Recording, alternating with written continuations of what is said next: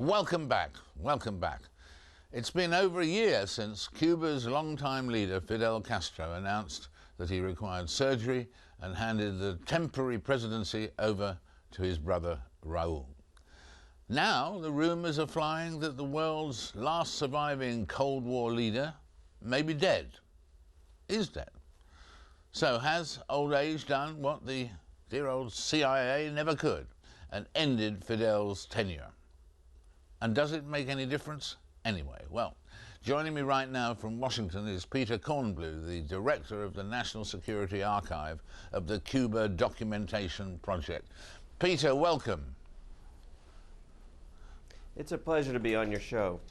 Well, it's a joy, and to start with this subject on which you're such an expert, do you suspect that we're talking about rumours that will turn out to be true? I do not. All of the rumors that you hear are the grand wishful thinking of the anti-Castro community in Miami, which has hoped for almost 50 years now that Fidel would somehow expire. And there's every indication that he is still alive. He just wrote a column in Cuba's Communist Party newspaper 2 days ago, which was based on a brand new book called Legacy of Ashes by Tim Weiner, A History of CIA Covert Operations. People in Cuba, including high officials who I have just recently talked to, have said they have seen him in the last week. There's just no indication that he is dead at all. There would have to have been a grand hoax perpetrated by the Cuban government over these last number of months if he was dead, and there's just no reason for that. So there's every indication that he is still alive and kicking. And in fact, maybe not doing very much kicking at the moment, but alive, certainly. But I mean, is there a possibility in this situation that he will go further now and he will actually make a public appearance, a public manifestation, go back to work, or what? Well, at some point, I would imagine he would reappear publicly, but at the same time as it's clear that he is still alive, it is also clear that a concrete transition has taken place in Cuba to his brother and to a number of protégés and cadres around his brother Raul Castro. And that leadership is starting to pass and responsibilities are starting to pass into a new and younger generation of Cuban communist leaders, but that this has been a stable transition. There has been no upheaval, there have been no riots in the streets, no mass exodus from Cuba to Florida, and that a transition is truly taking place in Cuba right now as we speak. And so that in fact, whether it's Raul or Raul's successor, you're saying really that there is a general momentum that is carrying on Fidel's work, even if he's not fully aware of it. Well, I think he is aware of it. He did write a column about a month or so ago saying that he was now going to engage in the battle of ideas and that he was consulted on all major decisions. And people have referred to him now as the consultant in chief. He is there, but he is no longer running the ship of state in Cuba on a daily basis. And Raul is making changes and making a lot of noise about making changes as well. So I think things are evolving in Cuba as leadership passes from Fidel to Raul and eventually from Raul to a younger generation. Well, I think we should say that in passing, if Fidel wants to put all these rumours to rest, he's very welcome to join us at the same time next week.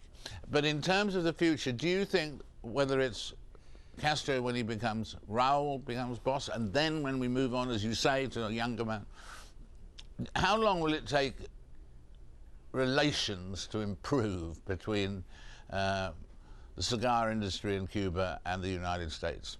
Or between Cuba and the United States?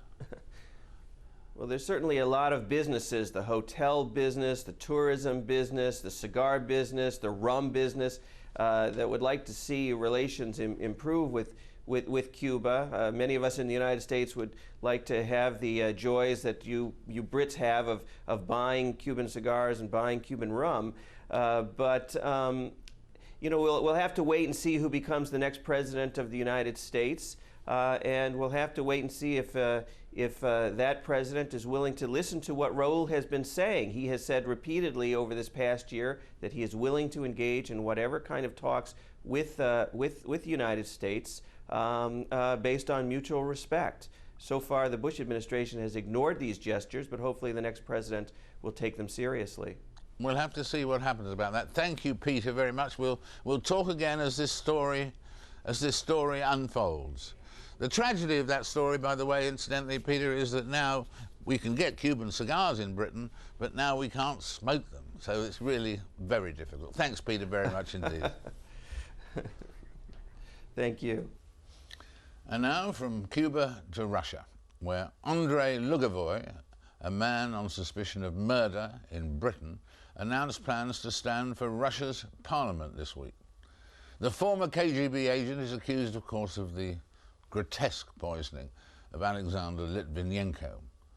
But if elected in December, he will become immune from prosecution in Russia, who are also already resisting him being sent over here to face trial. But he won't be able to be put on trial in Russia either. Joining me now to discuss this, as well as the continuing speculation over President Putin's successor, I'm delighted to be joined again by Pavel Eroshkin. Welcome, Pavel. Starting right there, do you think it was, what do you think motives were for Lugovoi to do this? Were they, as I was explaining there, just in order to not be able to be tried? Well, I think if you look at Russian politics in the last 5 years, whether intentionally or not, it has become much more nationalistic. And the Russian case for refusing to extradite Lugovoi was based on the idea that Russian constitution doesn't allow extradition. Right. And when the British asked Russia to change the constitution, they took it as a big offense. And I think now, before the elections, they want to play this card. And I think personally for Lugovoi, it will give him a lot of protection. So his personal motivation is immunity. But I think there is wider agenda of the Kremlin. Yeah, but at the same time, he's going to be in Zhirinovsky's Yes. party, which is Yes. not the major party, but the... and do you think he'll get elected? He's number 2 on the slate, isn't he? But I think almost certainly. I think there is little doubt that he will be elected. well, because people think it's patriotic to kill someone in London, or what? I think first of all, Zhirinovsky's party has a very small but very stable part of the electorate. And those people are highly nationalistic. And they don't want Russia to be told what to do. So they took the British request for extradition as a big offense. And that's only for this reason they would vote actually for Lugovoi. What about the other front too, which is obviously the President Putin's future and who will be the next president of Russia? And at the moment, the word seems to be that Mr. Putin is thinking of coming back after one term by somebody else. And he said in the last week that there are 6 good candidates for president, and one day he said there were 5. So one had fallen away in between.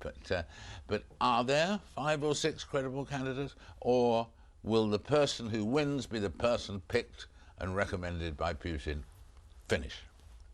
I think, first of all, if you look at Russian history, all attempts to make someone a technical Tsar, or a technical prime minister, or a technical president, they always failed. And I think Mr. Putin understands it, because he was put basically as a technical president by Mr. Berezovsky, who wanted to control him. And Mr. Berezovsky is now in exile in London. So obviously, I think he understands perfectly well that to secure his future, he'll need to put someone who will be given a lot of independence. And for this reason, this this successor will protect Mr. Putin's interests after the elections. And what about the new prime minister that was announced? I mean, everyone was stunned. I mean, would never have thought he was going to be the new prime minister. Does that make him the favourite? My guess is that the next president will either be Mr. Zubkov, who was just made prime minister, or Mr. Medvedev, who was seen as one of the frontrunners. And Mr. Ivanov, he's out of it now, is he? I don't think President Putin will allow a non-civil man to become a president. I think Russia needs to have actually a civil president, and I think he understands it. So you are tipping who then, finally? I'm tipping either Zubkov or Medvedev. Right. All right. But we will follow this. But I think we'll be left guessing until the last minute. And in 2012, the return of President Putin? I think unlikely. Oh, really? I think in the next 4 years, a new clan will emerge kind of around his successor, and Mr. Putin will be swept away. Fascinating. Thank you very much indeed. And on that dramatic point, that's about it for this edition of Frost Over the World, I'm afraid. I hope you can join me again in 7 days' time. Make a note in the diary now, and until then, all the best for now.